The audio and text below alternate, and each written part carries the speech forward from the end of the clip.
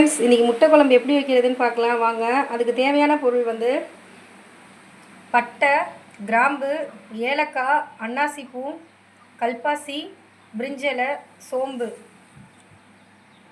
அப்புறம் மராட்டி முக்கு, பெரிய வெங்காயம் 7, பச்சை மிளகாய் 1, தக்காளி 5, புதினா கொஞ்சமாக, கொத்தமல்லி கொஞ்சம், கருவேப்பிலை கொஞ்சம், முட்டை வந்து 9 முட்டை வச்சுருக்கோம். அரைச்சி ஊற்றுறதுக்கு தேங்காய் துருவல் 1/2 மூடி. வெங்காயமும் தக்காளியும் 1க்கு 2 அரைச்சிக்கணும். மிக்சியில் அரைக்கிற மாதிரி இருந்தால் 1க்கு 2 அரைக்கணும். அம்மியில் அரைக்கிற மாதிரி இருந்தால் தட்டி போட்டுக்கோங்க. வாங்க வெங்காயம் தக்காளியை அரைச்சிட்டு வந்து காமிக்கிறேன் பாருங்கள். வெங்காயத்தை 1க்கு 2 அடிச்சிட்டு வந்தாச்சு. தக்காளியும் 1க்கு 2 அடித்தாச்சு. இஞ்சி பூண்டு பேஸ்ட்டும் அரைச்சாச்சு, பார்த்துக்கோங்க.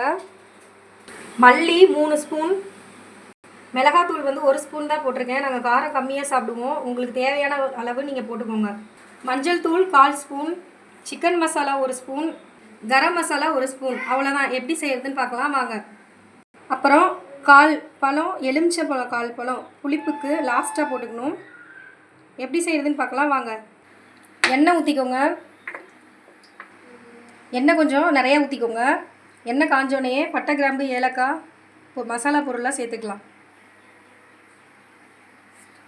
எண்ணெய் காஞ்சிருச்சு. மசாலா ஐட்டம்லாம் இப்போ போட்டுக்கலாம். பச்சை மிளகாய் போட்டுக்கலாம். அடுத்து வெங்காயம் போட்டுக்கலாம்.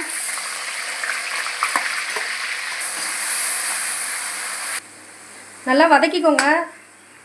நம்ம அரிஞ்சு போட்டோம்னா எண்ணெய் கம்மியாக ஊற்றிக்கலாம். இது அரைச்சி போட்டுறதுனால எண்ணெய் கொஞ்சம் நீங்கள் எக்ஸ்ட்ரா ஊற்றுனீங்கன்னா தான் அந்த ஸ்மெல்லாம் போயிட்டு நல்லா டேஸ்ட்டாக வாசமாக இருக்கும். இது நல்லா அப்படியே எண்ணெயில் கொஞ்சம் பிரண்டு வரணும். வெங்காயம் நல்லா எண்ணெயில் பிரிஞ்சு வரணும். நல்லா வதங்கி வந்ததுக்கப்புறம் இஞ்சி பூண்டு போட்டுக்கலாம். வெங்காயம் நல்லா 5 நிமிஷம் நல்லா வதக்கி விடுங்க. ஏன்னா வெங்காயத்தோட பச்சை ஸ்மெல் அடிக்கும் அரைச்சி போட்டனால. உங்களுக்கு குழம்பு நல்லா டேஸ்ட்டாக இருக்கும். இந்த மாதிரி அரைச்சி போட்டிங்கன்னா அரிஞ்சு போடுறத விட நல்லா வதங்கணும். வெங்காயம் நல்லா வதங்கிடுச்சு. இப்போ 2 ஸ்பூன் அளவுக்கு இஞ்சி பூண்டு பேஸ்ட்டு போட்டுக்கலாம். நிறையா போட்டிங்கன்னா கசக்கும். கம்மியாக போட்டுக்கோங்க. நான் 10 பேருக்கு செய்கிறனால 2 ஸ்பூன் போட்டிருக்கேன். 2.5 ஸ்பூனு. நீங்கள் உங்களுக்கு எவ்வளோ செய்கிறீங்களோ அந்தளவுக்கு போட்டுக்கோங்க. இஞ்சி பூண்டு அதிகம் போட்டிங்கன்னா ஒரு மாதிரி ஸ்மெல் எடுத்துக்கும் ரொம்ப, அப்புறம் கசக்கும். அதனால் பார்த்து போட்டுக்கோங்க. இஞ்சி பூண்டு ஸ்மெல் லைட்டாக போனதுக்கப்புறம் தக்காளி போட்டுக்கணும். இஞ்சி பூண்டு நல்லா வதங்கிடுச்சு. இப்போ கருவேப்பிலை போட்டுக்கலாம். நல்லா வாசமாக இருக்கும். இது மாதிரி நீங்கள் வச்சிங்கன்னா முட்டை ஸ்மெல்லே இருக்காது. நல்லா டேஸ்ட்டாக கறி குழம்பு மாதிரி இருக்கும். கண்டிப்பாக இது மாதிரி நீங்கள் செஞ்சு பாருங்கள். வீடியோவை ஃபுல்லாக பாருங்கள். நாங்கள் இப்போ தான் சேனல் ஓப்பன் பண்ணியிருக்கோம். பார்க்குற வியூவர்ஸ்லாம் கொஞ்சம் சப்ஸ்கிரைப் பண்ணுங்கள். வியூவர்ஸ் நிறையா பேர் பார்க்குறீங்க, ஆனால் சேனல் சப்ஸ்கிரைப் பண்ண மாட்டேங்கிறீங்க. நீங்களே சேனலுக்குள்ளே போய் பாருங்கள். சப்ஸ்கிரைப் எங்களுக்கு கம்மியாக இருக்காங்க.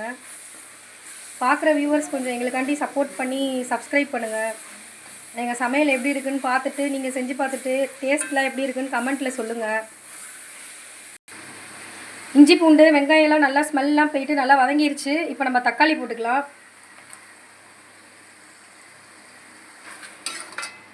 தக்காளி நல்லா வதங்கி எண்ணெயில் பிரிஞ்சு வரணும். தக்காளி வேகிறதுக்கு கொஞ்சமாக கல்லுப்பும் மஞ்சள் தூளும் சேர்த்துக்கலாம். மஞ்சள் போட்டாச்சு. அடுத்து கல்லுப்பு போட்டுக்கலாம். கல்லுப்பு கொஞ்சமாக போட்டுக்கோங்க. தக்காளி சீக்கிரமாக வேகும். புதினா கொத்தமல்லி போட்டுக்கோங்க. பச்சை ஸ்மெல்லாம் போகும். லாஸ்ட்டாக கொத்தமல்லி வேணால் தூவி விட்டுக்கலாம். இப்போ புதினா கொத்தமல்லி போட்டிங்கன்னா பச்சை ஸ்மெல்லாம் போய் நல்லா டேஸ்ட்டாக இருக்கும்.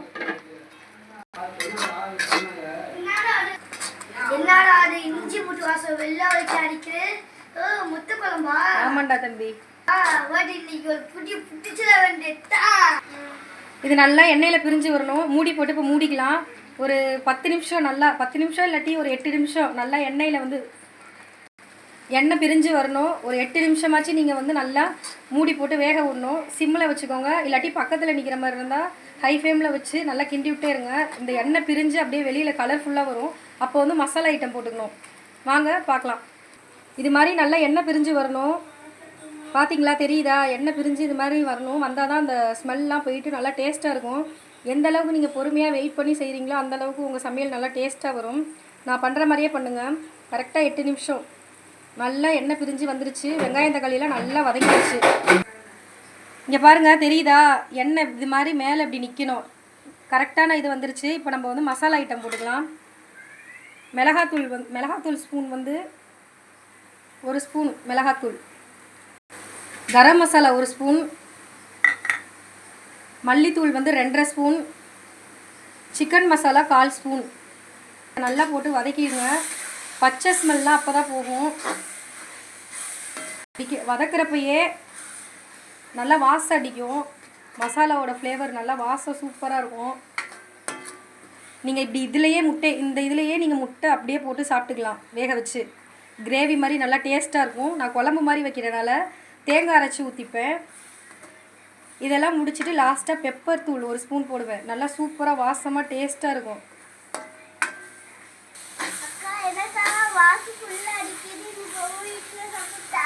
சாப்பிட்றீ, உனக்கு இல்லாததான் நான் நிறையா தான் வச்சுருக்கேன். 10 பேர் சாப்பிட்ற மாதிரி வச்சுருக்கேன். மசாலா ஸ்மெல் நல்லா போயிருச்சு. எப்படி இருக்குன்னு பார்த்தீங்களா? இங்கே பாருங்கள் எப்படி இருக்குன்னு பார்த்தீங்களா? இப்போ நம்ம தண்ணி ஊற்றிக்கணும். வெங்காயம் தக்காளி அரைச்ச மிக்சியில் இது பண்ண தண்ணி கொஞ்சம் சேர்த்துக்கிறேன். கொஞ்சமாக தண்ணி சேர்த்துக்கோங்க. இந்த மசாலா நல்லா கொதிஞ்சோடனே நீங்கள் முட்டையை வந்து கொஞ்சம் கொஞ்சமாக கீனி இதில் போட்டுக்கணும். கொதிஞ்சோடனே நல்லா கொதிக்கிட்டும், மூடி போட்டுக்கோங்க. கொதிஞ்சோடனே முட்டையை கீனி போட்டுக்கிறது தான். பார்க்கலாம். முட்டையை இது மாதிரி நல்லா இப்படி கீனிக்கோங்க. அப்போ தான் வந்து உள்ளுக்கு வந்து மசாலாலாம் இறங்கி நல்லா டேஸ்ட்டாக இருக்கும். இது மாதிரி நல்லா கீறிக்கணும்.